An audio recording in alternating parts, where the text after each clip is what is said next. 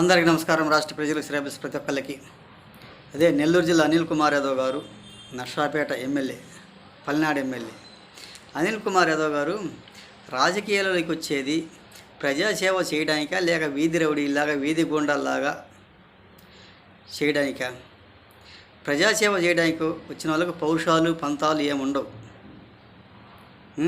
ఒక గూండాయిజం చేసుకుంటూ బెదిరించుకుంటూ భయందాలు చేసుకుంటూ జనానికి అధికారంలోకి రావాలంటే ఎప్పటికీ సహజమైనది కాదు.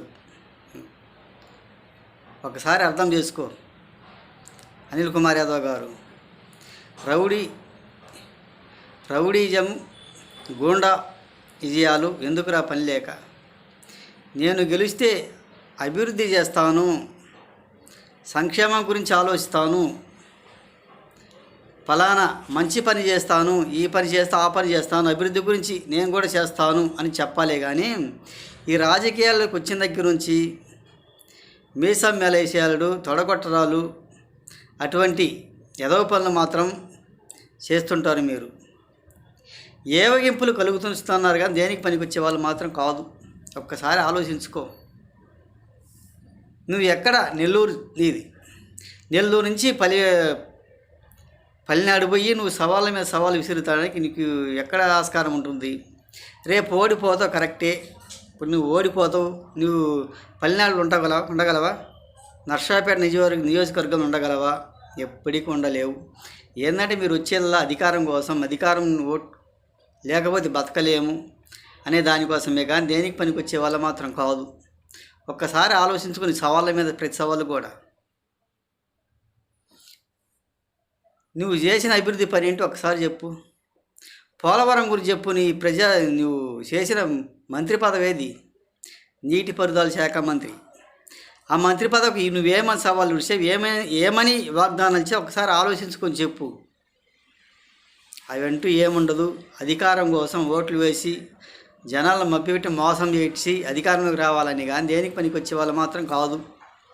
మీరు ఇది సవాళ్ళు కాదు. అవి ఒక బెదిరిస్తున్నారు, ఒక గూండాలాగా రౌడీలాగా. కొంచెం మారండి మీరు. ఇది చాలా మంచిది కూడా కాదు. అనిల్ కుమార్ యాదవ్ గారు కొంచెం ఆలోచించుకో. నువ్వు ప్రజలకు సేవ చేస్తాను, మంచి పనులు చేస్తాను, ధరలు తగ్గించేటట్టుగా చేస్తాను, రోడ్లు వేయిస్తాను, ప్రజలకు ఏం కావాలని నేను చేస్తాను, సహకరిస్తాను అనేటట్టు చెప్పాలి కానీ మీరు బెదిరించి భయోందోళన చేస్తూ అధికారంలోకి రావాలంటే మీరు ఎప్పటికీ సాధ్యపడదు కూడా. ఒకసారి ఆలోచించుకో. ఇప్పుడు ధరల గురించి, ఈ ధరలు ఏమి అవసరం లేదు, ఇవేమి అవసరం, నాకేం అవసరం, నాకు అధికారం కావాలి, మీరు ఓట్లు వేయాలి, నేను అధికారంలోకి రావాలి, నేను మీ మీద బతకాలి కానీ మీకు నేనేం చేయలేనంటే ఎవరు చేత కాదు. బతికే వాళ్ళు బాగానే బతుకుతున్నారు. జనాలను ముచ్చుతున్న నిలువన మీరు సంపాదించుకుంటున్నారు. ఇది ఎప్పటికీ సహజమైనది కాదు. ఈ రౌడీజాలు గోండాయిజాలు మానుకుంటే, ఈ సవాళ్ళు విసిరేది మానుకుంటే చాలా బాగుపడతావు.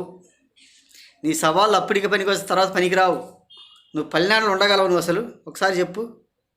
ఇటువంటి పనికిమాల వ్యవహారాలు పనికిమాల పనులు మాత్రం చేయబాకండి, మానుకోండి.